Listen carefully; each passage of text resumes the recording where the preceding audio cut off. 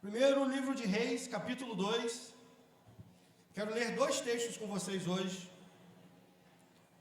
Primeiro livro de Reis, capítulo 2, a partir do verso 1. Primeiro livro de Reis, capítulo 2, verso 1. Gosto muito desse texto. Presta atenção, ó. Vamos lá. Aproximando-se os dias da morte de Davi, deu ele ordens a Salomão, seu filho, dizendo: Eu vou pelo caminho de todos os mortais. Coragem, pois, e se... A moto passou. E se... Só os homens. E se... Não, vamos lá, irmãos. Só os homens. Tá bom, irmãos? E se... 3. Guarda os preceitos do Senhor teu Deus, para andares nos seus caminhos, para guardares os seus estatutos e os seus mandamentos, e os seus juízos e os seus testemunhos, como está escrito na lei de Moisés, para que prosperes em tudo quanto fizeres, e por onde quer que fores. Quero ler outro texto com você agora. Esse eu acho que você não conhece. 1 Tessalonicenses capítulo 5, verso 23. 1 Tessalonicenses 5, 23 diz: O mesmo Deus da paz vos santifique em tudo, e o vosso espírito, alma e corpo sejam conservados, íntegros e irrepreensíveis na vinda de nosso Senhor Jesus Cristo. Irmãos, eu estava preparando essa palavra essa semana, e eu estava me lembrando de algo, de uma frase que as mulheres, nem todas, mas muitas mulheres gostam de falar. No mundo, fala-se muito essa frase que eu vou te falar agora. As mulheres no mundo falam assim, ó: está faltando homem no mercado. Quem já ouviu essa frase? Quem já ouviu? Está faltando homem no mercado. Eu sei que elas falam num sentido totalmente diferente do sentido que eu quero falar com você hoje. Mas, de fato, irmãos, está faltando homem. Pastor, o senhor está duvidando da masculinidade dos homens? Não, não estou falando disso. Eu estou falando de ser um homem de verdade. Irmãos, no primeiro texto que nós lemos, o segundo rei de Israel, Davi, o rei Davi, o mesmo Davi que enfrentou Golias, o mesmo Davi que com sua harpa tocava e o espírito que atormentava Saul saía, o mesmo Davi que foi aclamado pela nação, esse rei, ele chama o seu filho Salomão e dá um conselho. Meu filho, trazendo agora para a versão do pastor Jetson, eu vou morrer. É a ordem natural das coisas. Eu vou trilhar o mesmo caminho que todas as pessoas. Então eu quero te falar algo. Coragem e seja homem. E depois ele começa a falar da importância de Salomão guardar as leis de Moisés, os estatutos, os preceitos, as leis. Logo depois ele explica o porquê e como ser homem. Vou falar sobre isso hoje. Estamos no encerramento do aniversário da Rede de Homens, mas eu também não posso deixar o nosso tema para trás. E 1 Tessalonicenses 5, 23, que tem tudo a ver com o primeiro texto, nós vamos mesclar isso. O mesmo Deus vos santifique, irmãos. Não tem como agradar a Deus, não tem como ser um homem segundo o coração de Deus sem santidade. Não dá, irmãos, não dá para viver uma vida que agrade ao Senhor sem viver em santidade. E o nosso tema, se eu tiver que trazer um tema para essa palavra de hoje, o tema também acho que ninguém conhece. O tema é a santificação do homem como sacerdote, que é o nosso tema do aniversário da Rede de Homens. Porque, irmãos, está faltando homem que vive em santidade e que assuma o papel de sacerdote na sociedade. Quando eu falo que de alguma forma, eu concordo com a frase, de novo, não no mesmo sentido que é falado lá fora no mundo, mas eu concordo que estão faltando homens que assumam sua responsabilidade, o seu papel de sacerdote do lar, de homem que abrace a causa, que esteja apegado à palavra de Deus, que medite na palavra de Deus, na lei do Senhor, dia e noite, como diz em Salmos 1. Irmãos, está faltando homens que buscam viver uma vida de santidade, uma vida reta, íntegra. Homens que de fato querem viver como sacerdotes. Agora nós precisamos ir devagar e entender, pastor, o que é ser um sacerdote? Ontem, fizemos uma reunião depois do culto ontem com os pastores. Eu estava acompanhando um casal de pastores, pastor Jorge e pastora Vanusa, e a Teté estava comigo, e ela estava lendo a blusa, a frase, e ela falou, pai, o que é ser sacerdote? Eu achei interessante a frase da minha filha, a pergunta. Eu falei assim, será que todas as pessoas sabem o que é ser sacerdote? Irmão, ser sacerdote é você ligar a sua casa, a sua família, a sua vida a Deus. De forma bem resumida, né? Os sacerdotes, eles cuidavam do templo, eles cuidavam das festas, eles eram responsáveis em ensinar a lei. Mas se eu puder resumir a vida e a função de um sacerdote, é o que faz ligação direta entre as pessoas que estão ao redor dele, e quero falar um pouco sobre família, e Deus. Então, quando a gente fala da santificação do homem como sacerdote, nós estamos falando que nós precisamos viver como sacerdotes. Ou seja, que segundo a Bíblia, nós precisamos viver segundo a Bíblia. Então, como é viver? Como é ser um homem segundo a Bíblia? Eu vou te trazer alguns exemplos de alguns homens, tem muitos. Eu ia trazer os que acertaram e que erraram, vamos falar só dos que acertaram hoje. Alguns homens que são exemplos, irmãos, e que nos ensinam muitas coisas. E o primeiro deles é Noé. Deus chamou Noé, eu vou ler o texto para você. Gênesis 6, verso 7. Gênesis 6, 7. Diz assim, ó.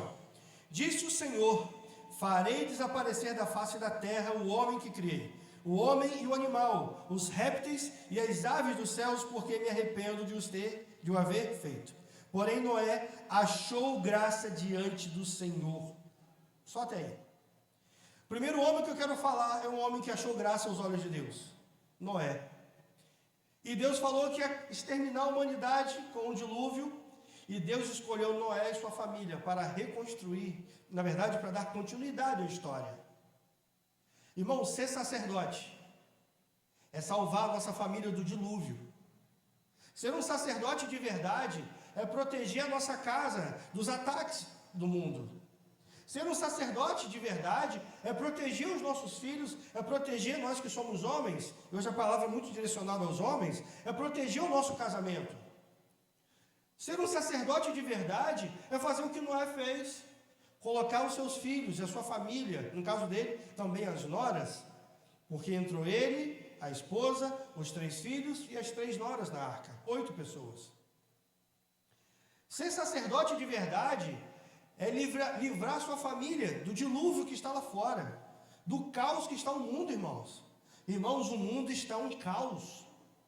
As pessoas cada vez mais profanas.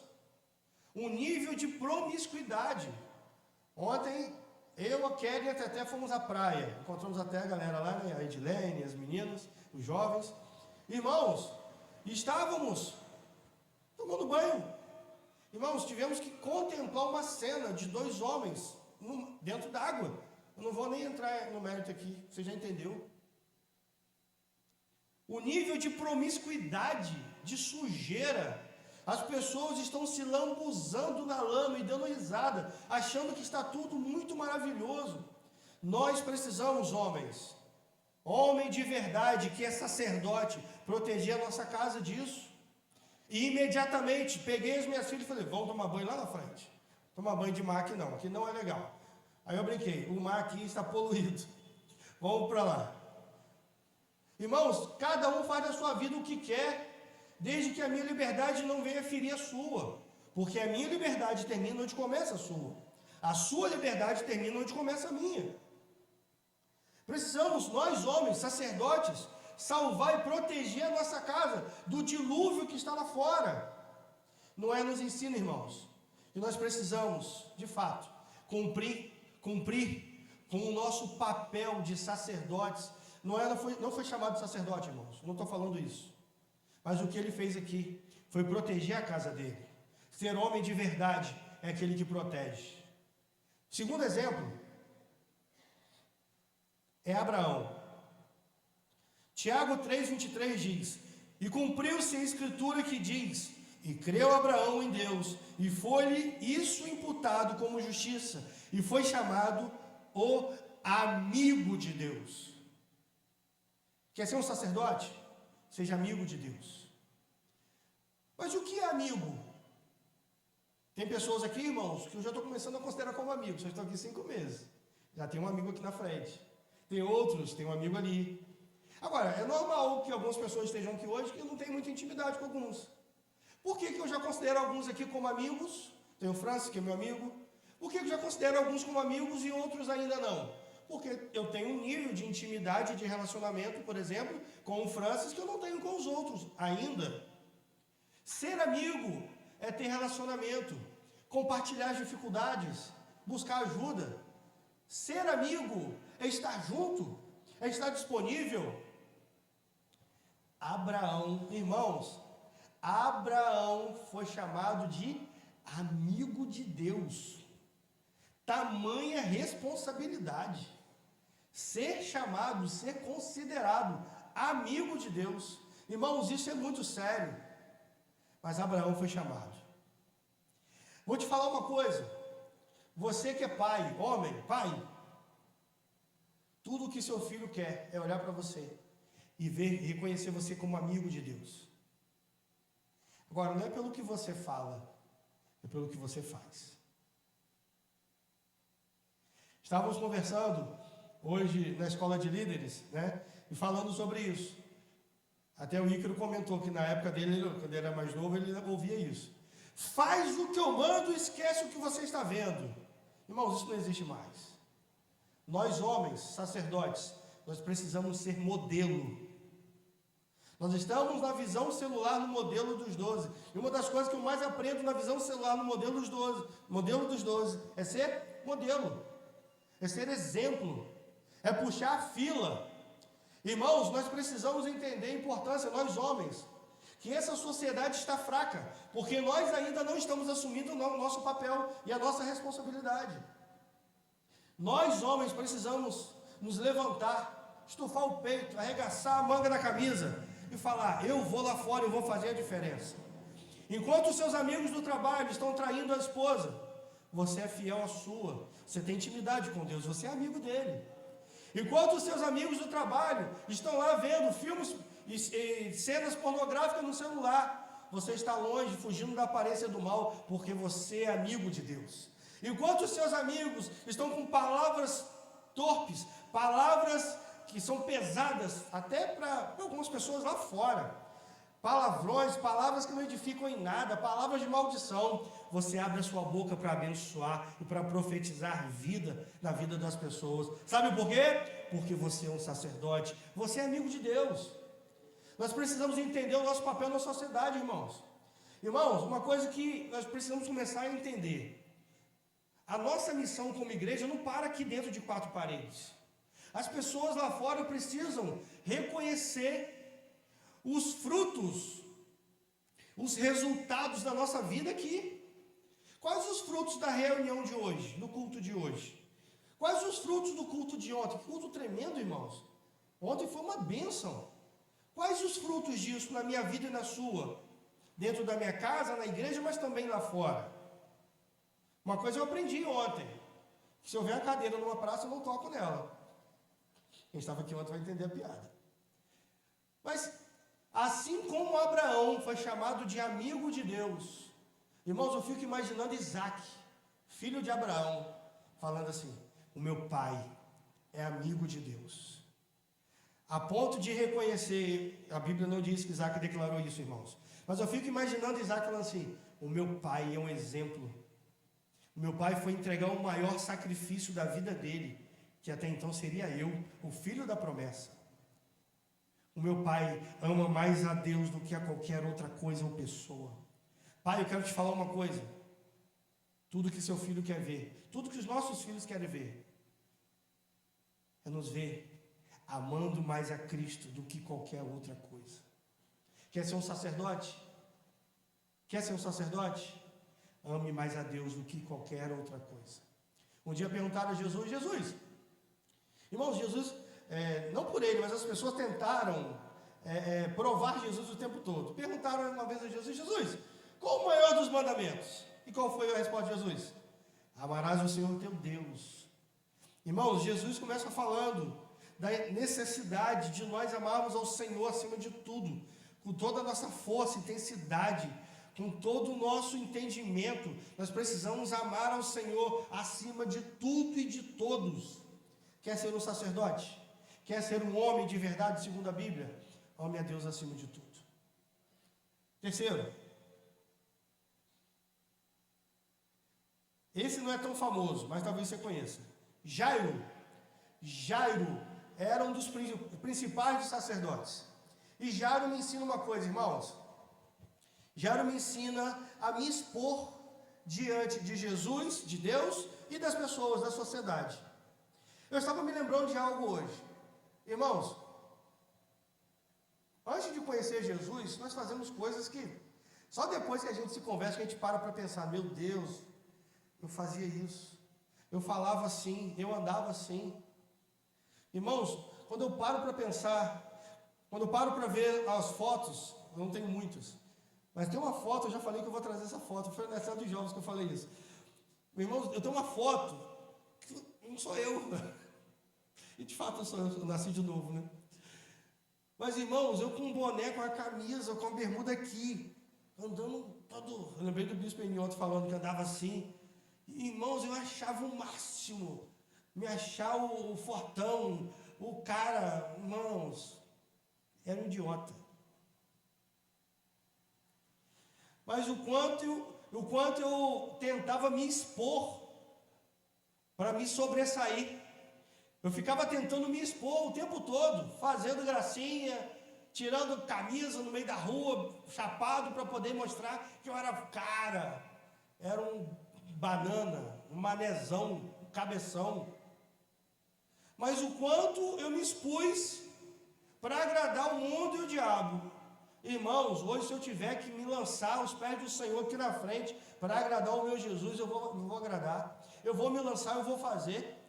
Jairo chegou para Jesus e falou assim, Senhor, minha filha está muito doente, está quase morrendo. Vai lá, impõe as mãos sobre ela, porque se o Senhor for lá, impõe as mãos sobre ela, ela vai ficar boa. Jesus respondeu alguma coisa, irmãos? Não.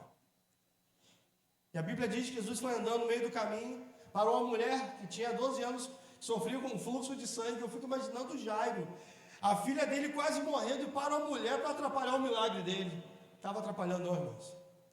E Jesus cura a mulher do fluxo de sangue, e quando ele chega na casa, antes de chegar na casa, chega a notícia para Jairo, Jairo, game over, sua filha já era, ela morreu.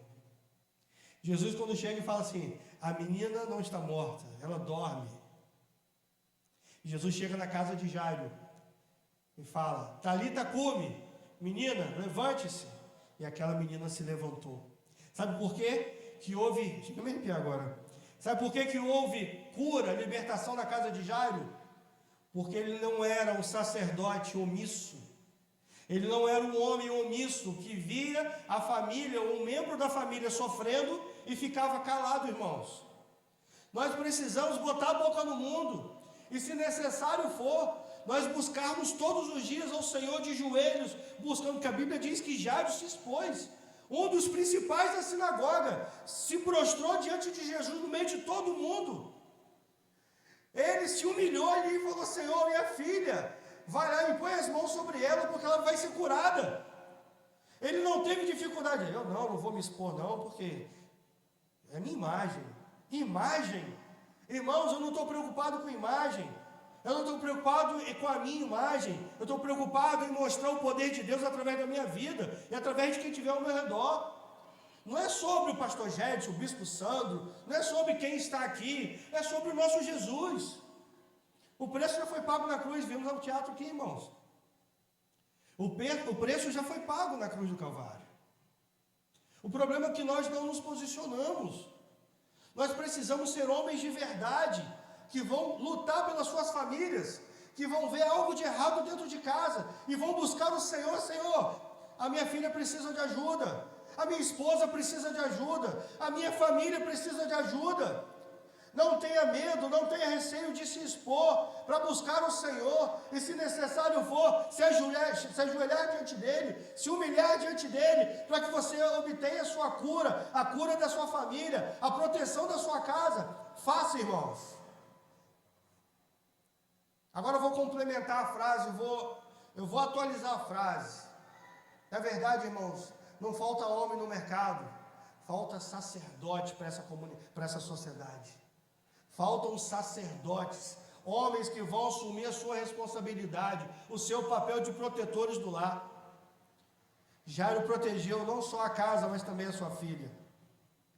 Marcos 5:21, vou ler para você. Tendo Jesus voltado no barco para o outro lado, afluiu para ele grande multidão, e ele estava junto ao mar.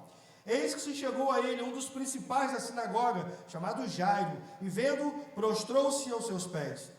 E insistentemente lhe suplicou: minha filha está à morte, vem, põe as mãos sobre ela, para que seja salva e viverá. E foi Jesus com ele, grande multidão o seguia comprimindo. Homem, quero dar a palavra para você. Como tem sido a sua busca pelo Senhor? Jairo não mediu esforços para buscar a Jesus. Como tem sido a nossa busca? Irmãos, é fácil. Nós não temos o direito de julgar a espiritualidade de ninguém, o nível espiritual de ninguém. Agora nós podemos julgar o nosso nível espiritual. E eu vou te ensinar uma forma de julgar o seu nível espiritual. Quanto tempo você passa orando? Eu falei sobre ser amigo de Deus. Não ser amigo de alguém que você não convive, que você não conhece, que você não tem relacionamento, a não ser que seja amigo de Facebook. Que inclusive eu quero te falar algo. A sociedade, o sistema tenta imprimir algo na minha vida e na sua. A superficialidade. Um dia eu vi um líder falando assim: eu tenho 5.000 amigos no Facebook. E eu não perguntei, mas deu vontade de perguntar àquele pastor: e quando você precisa de ajuda, quantos desses amigos estão ao seu lado? Eu fiquei pensando, quando você errar, porque irmãos, nós somos seres humanos. Eu não estou falando de promiscuidade, mas nós erramos. Deu vontade de perguntar àquele pastor: e quando você errar, quantos desses 5.000 vão te julgar? Vão tacar pedra? Vão falar que você não é espiritual como você fala que é? Porque hoje as pessoas estão falando: eu tenho tantos seguidores no Instagram, tenho tantos amigos no Facebook. Isso não significa nada. Troque os seus 5.000 seguidores no Instagram, os seus 5.000 amigos no Facebook, pela amizade com Jesus. É Ele quem vai trazer cura para a sua casa, como eu trouxe para a casa de Jairo. Próximo, estou encerrando. Davi confiava em Deus. 1 Samuel capítulo 17, verso 43 diz: disse o filisteu a Davi: sou eu algum cão para vires a mim com paus? E pelos teus deuses amaldiçoou o filisteu a Davi. Disse mais o filisteu a Davi: venha a mim e darei a tua carne às aves dos céus e às bestas feras do campo.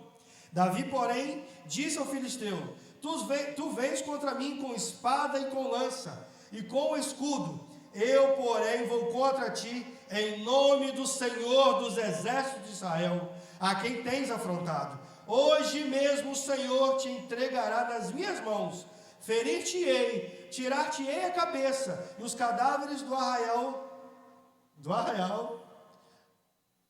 dos filisteus darei, hoje mesmo, as aves dos céus e as bestas feras da terra, e toda a terra saberá que há Deus em Israel. Saberá toda a multidão que o Senhor salva, não com espada nem com lança, porque do Senhor é a guerra, e Ele vos entregará nas nossas mãos. Um menino nos ensina a ser um homem de verdade, irmãos. Saul e todo o seu exército acuados por causa de um gigantezinho de nada. Chega um menino e fala: vocês estão querendo guerrear com espada, com lança, gente? Quando o gigante vem diante dele e fala: vou dar sua carne para as aves dos céus. E o que Davi nos ensina, irmãos? A confiar em Deus.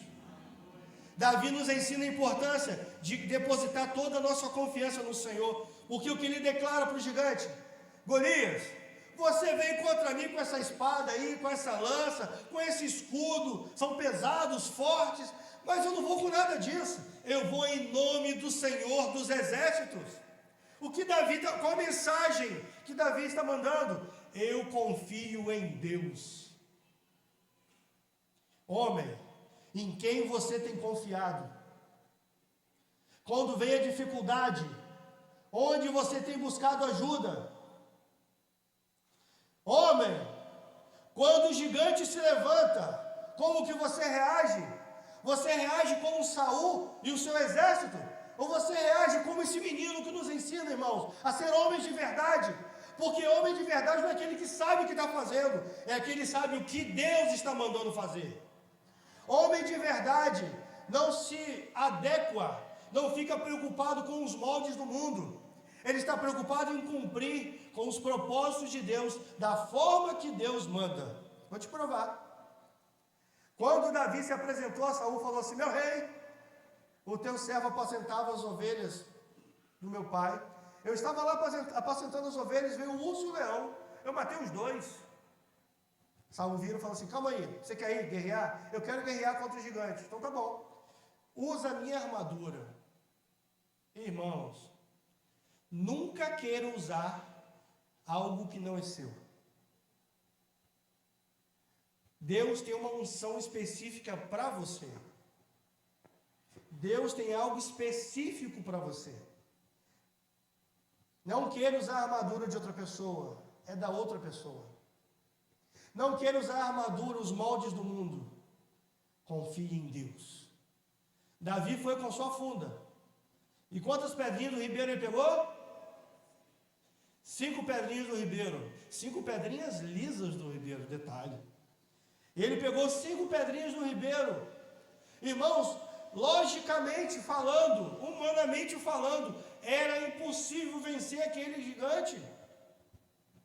Muito bem treinado, muito bem amparado, muito bem protegido, com espada, com lança, com escudo. Irmãos, já pararam para pensar? Mas Davi tinha uma arma que o gigante não tinha. Davi tinha uma arma que Saul não tinha. Davi tinha uma arma que todo o exército de Israel não tinha: a confiança em Deus. Ele confiava no Senhor. Homem, sacerdote, para que você conduza a sua casa, para que você conduza a sua vida, você precisa confiar no Senhor. Porque se você não confiar nele, irmãos, uns confiam em carros, outros em cavalos, uns confiam no empréstimo do banco, outros confiam em amigos que não são confiáveis, outros confiam no governo, outros confiam em empresários. Irmãos, se você não confiar em Deus, se você não confiar em Deus, o gigante vai prevalecer. Sacerdote de verdade, o homem segundo o coração de Deus, ele confia no Senhor. Homem de verdade depende de Deus. Irmãos, é muito fácil,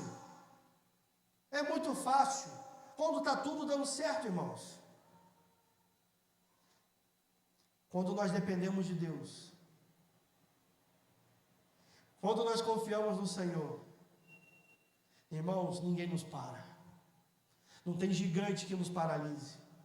Não tem gigante que se levante para nos amedrontar, porque eu sei em quem eu confio. Em último, o último grande exemplo de homem, que no início nem era, mas depois se tornou, Zaqueu. Pastor, o senhor falou de Abraão, de Noé, falou de Davi, e vai finalizar falando de Zaqueu? Vou sim, irmãos. Zaqueu me ensina a necessidade de levar Jesus para minha casa. A Bíblia diz que Jesus estava passando por aquele local, Nós fomos a Jericó em 2015, aí, pastora, e o guia tentando nos enganar, mostrando lá uma figueira, que é a figueira que Zaqueu subiu. Aí eu fiz uma pergunta, eu falei, qual a evidência que você tem? Ele, não, nós cremos. Eu falei, tá bom, você pode crer. Agora você afirmar que é a figueira que ele subiu, por favor, né? Mas a Bíblia diz que esse homem de baixa estatura, chamado Zaqueu, ficou sabendo que Jesus ia passar por aquela região, e ele falou, bom, se eu ficar aqui no mesmo plano, eu vou ficar na desvantagem. Irmãos, deixa eu abrir meu coração, eu sei o que é isso. Eu compartilho da mesma dificuldade de Zaqueu. Tem gente rindo que é mais baixo do que eu. Edinho pode rir, Edinho pode rir. Mas Zaqueu fala assim, pensa assim, né? Eu preciso ver Jesus. E ele sobe numa árvore. E a Bíblia diz que Jesus, ao passar e olhar para Zaqueu, falou, Zaqueu, desce depressa, me convém para sua casa. Só que a história não acaba aí. Vou ler para você. Lucas 19:1 diz assim, ó, entrando em Jericó, atravessava Jesus a cidade. Eis que um homem chamado Zaqueu, maioral dos publicanos e rico, procurava ver quem era Jesus, mas não podia por causa da multidão, por ser ele de pequena estatura. Então, correndo adiante, subiu a um sicômoro, a fim de vê-lo, porque por ali havia de passar. Quando Jesus chegou àquele lugar, olhando para cima, disse-lhe, Zaqueu, desce depressa, porque me convém hoje ficar em sua casa. Ele desceu a toda pressa e o recebeu com alegria. Todos os que viram isto murmuravam, dizendo que ele se hospedara com um homem pecador. As pessoas que conheciam Zaqueu começaram a questionar o porquê de Jesus ir para a casa de Zaqueu. Ele é um homem pecador? Ué, mas Jesus veio para quem? Não para os doentes. E Jesus vai para a casa de Zaqueu. E acontece algo, irmãos. Irmãos, ninguém precisou, Jesus não precisou botar o dedo na cara de Zaqueu e falar, você está errado, seu pecador, desgraçado. Não precisou não, irmãos. O que Zaqueu falou? Vamos ler juntos? Entre mentes, Zaqueu se levantou e disse, Senhor, resolvo dar aos pobres a metade dos meus bens, e se em alguma coisa tenho defraudado alguém, restituo 4 vezes mais. Aí, irmãos, a Bíblia diz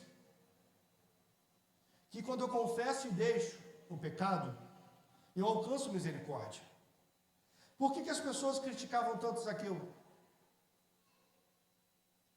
Por que as pessoas estavam preocupadas se Zaqueu era um pecador ou não? Irmãos, não fique preocupado com as críticas.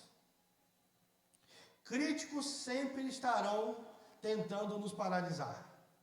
Pessoas que não querem fazer o que você faz, não querem pagar o preço que você paga, mas querem apontar o dedo e questionar e criticar. Pessoas que não estão dispostas a pagar o preço que você paga, mas estão preocupadas em criticar. Só que nenhuma dessas pessoas que questionaram que ele era um pecador foram capazes de virar e falar assim, Senhor, eu pego metade do que eu tenho dos meus bens, eu quero dar para os pobres. E se eu de alguma forma defraudei alguém, eu restituo mais ainda. Eu não tenho dificuldade com isso. E o mais interessante, irmãos, foi a resposta de Jesus. No verso 9 diz assim, então Jesus lhe disse, hoje houve salvação nessa casa, pois também este é filho de Abraão. Porque o Filho do Homem veio para buscar e salvar o perdido. Você quer ser um homem de verdade, segundo a Bíblia? Você quer ser um sacerdote? Traga Jesus para sua casa, como Zaqueu trouxe. Proporcione salvação. Experimente primeiro a salvação e proporcione salvação para as pessoas. Sabe, irmãos, estamos vivendo um tempo onde as pessoas, elas não querem se comprometer mais com Deus. Faz um teste. Chega no seu trabalho, Cada um aqui tem uma realidade. Vamos supor que no seu trabalho tenha lá 30 pessoas. E você chega e faz uma pergunta assim, ó. Pessoal, e as 30 pessoas ouvindo. Quem aqui quer ir para o céu? Irmãos, as 30 pessoas vão levantar a mão. Quer ir para o céu? Se você chegar em outro dia esporádico, assim, aleatório, e falar assim, gente, para essas mesmas 30 pessoas, quantos aqui querem ser abençoadas? As 30 pessoas vão querer ser abençoadas. Tem algo de errado nisso? Não. Não tem nada de errado querer ir para o céu, não tem nada de errado querer a bênção, ser abençoados. Mas chega e pergunta assim, pessoal, quantos aqui querem pagar o preço e seguir a Jesus? Você vai perceber que esse número vai cair consideravelmente. Porque hoje em dia as pessoas querem ir para o céu, mas não querem pegar o caminho certo. Não querem trilhar o caminho certo. E quem é o caminho, irmãos? É Jesus. Ele é o caminho, a verdade e a vida.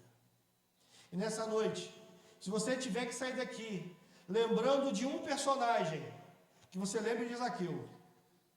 Se você tiver que lembrar de uma situação, de um desses personagens, que você lembre de alguém que experimentou a salvação. Sabe por quê? Porque nós precisamos pensar na nossa vida eterna.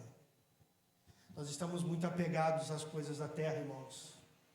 Muito apegados às coisas terrenas. Estamos esquecendo da eternidade. Zaqueu ouviu do próprio Jesus. Zaqueu, hoje chegou salvação nessa casa. Eu quero declarar que hoje chegou salvação na sua vida. Hoje eu quero declarar que Jesus chegou na sua casa. Queria te convidar a ficar de pé. Convidar o Ministério de Louvor aqui. Eu quero orar por você. Eu quero fazer uma oração específica hoje. A oração que eu quero fazer hoje é por quem quer ter a mesma experiência que Zaqueu teve. A mesma experiência que Zaqueu teve, de experimentar a salvação. Feche os seus olhos comigo, por favor. Senhor, eu quero neste momento colocar, Senhor, não só os nossos corações, mas a nossa mente diante do Senhor. Eu quero neutralizar agora toda ação maligna na nossa mente. Satanás, eu te dou uma ordem agora, você que está aprisionando algumas mentes aqui. Eu te ordeno agora, em nome de Jesus. Você vai soltar essa mente agora. Eu te ordeno agora, em nome de Jesus. Eu declaro agora uma mente livre. Uma mente livre, em nome de Jesus. Eu quero declarar hoje, Senhor. Eu quero declarar hoje que a salvação chegou em alguns corações aqui. Eu quero que você repita uma oração comigo. Eu falo e você repete, amém?